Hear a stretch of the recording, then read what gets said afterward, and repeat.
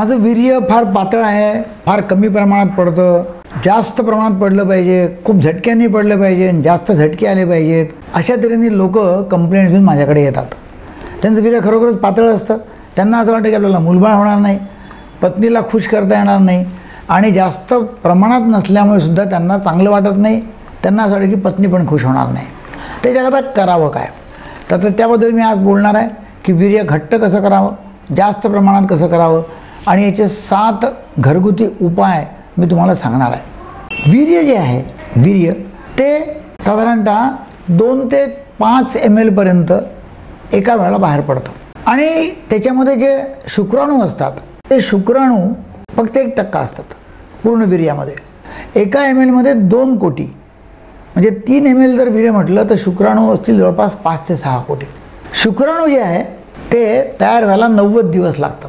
म्हणजे पूर्वीच्या काळी जेव्हा आयुर्वेदामध्ये असं म्हणायचे की ब्रह्मचर्याचं पालन करा आणि कमी करा संपर्क, तर ते या ज्ञानामधनं होतं की शुक्राणू 90 दिवसानंतर तयार होतात. पण ते रोज तयार होतात. त्यामुळे असं नाही आहे की 90 दिवस थांबावं लागेल एकदा बाहेर पडल्यानंतर. रोज तयार होतात, रोज बाहेर पडतात.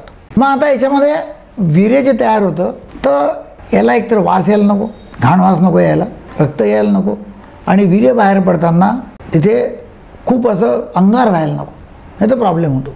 त्या गोष्टी असतील तर त्याचे पण उपचार करणं आवश्यक आहे. वीर्यामध्ये असतं काय? वीर्यामध्ये 1% शुक्राणू आहेत आणि बाकी जे पाणी आहे, लिक्विड जे आहे, त्याच्यामध्ये ती लिक्विड 60 ते 70% लिक्विड त्याच्यामधलं वीर्यातलं ते सेमिनल व्हेसिकल तयार करतं. 30% अंदाजे प्रॉस्टेट ग्रंथी जे आहेत, पुरस्थ ग्रंथी, ते तयार करतं, आणि 5% काउपर्स ग्लँड तयार करतं. वीर्यामध्ये फ्रक्टोज असतात, citric acid, zinc, calcium, magnesium असे बरेच पदार्थ त्यामध्ये असतात, जेणेकरून त्यातल्या शुक्राणूंचं खाद्य त्यांना मिळेल. मग आता हे जे आहे वीर्य, हे प्रॉब्लेम काय होतो, कमी का होतो?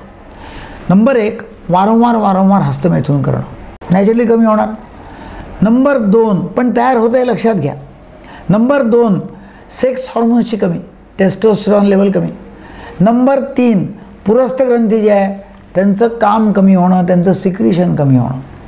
नंबर 4, झिंक आणि सेलिनियम यांची कमतरता शरीरामध्ये. नंबर 5, पाणी कमी. नंबर 6, ताण जास्त. आणि नंबर 7, झोप कमी. आता याच्यावरती उपाय काय? जर आपल्याला घरगुती उपाय पाहिजे असले मी सांगतो काय काय करायला पाहिजे, निश्चितच तुम्हाला फायदा होईल. लिहून घ्या, आपल्याकडे पेन नसेल तर कागद पेन, मी सांगतो उपाय लिहून घ्या. 7 उपचार आहेत. नंबर 1, हस्तमैथुन थांबवा, काही दिवस गॅप द्या. आमच्याकडे जेव्हा लोक तपासायला येतात की वीर्य तपासून द्या, त्यावेळेला आम्ही म्हणतो की वीर्य तपासणं तेव्हाच होईल जेव्हा 3 दिवस तुम्ही हस्तमैथुन करणार नाही किंवा सेक्स करणार नाही. हस्तमैथुन गॅप द्या. नंबर 2, पाणी 3.5 ते 4 लिटर प्या. नंबर 3, धूम्रपान, सिगरेट, बिडी, तंबाखू, दारू सगळं बंद करा. नंबर 4, कीगल एक्सरसाइज करा. कीगल एक्सरसाइज म्हणजे लघवीची आणि संडासची जागा आतमध्ये ओढून घेणं सोडणं, ओढून घेणं सोडणं. सकाळी 30 वेळा, दुपारी 30 वेळा, संध्याकाळी 30 वेळा. लघवी करताना प्रत्येक वेळा धार रोखून ठेवायची, करायची, रोखून ठेवायची, करायची. त्यामुळे कीगल एक्सरसाइज. नंबर 5, झिंक शरीरामध्ये वाढवा, ते ताबडतोब फरक पडेल. आणि त्याच्यामध्ये भोपळ्याच्या बिया, अंडे, बदाम आणि चणे, झिंक वाढतं, भरपूर प्रमाणात खा. नंबर 6, सेलेनियमचं प्रमाण शरीरामध्ये वाढायला पाहिजे. त्याच्याकरता अंडे, मशरूम आणि सूरजमुखी बीज भरपूर प्रमाणात खा. नंबर 7, ओमेगा 3 फॅटी ॲसिड्स, अलसी जे असतात त्याचे बिया, अक्रोड आणि मछली यातून ओमेगा 3 मिळतात.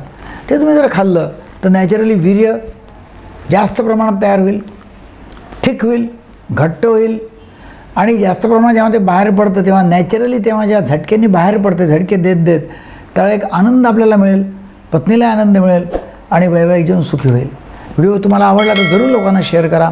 Thank you very much.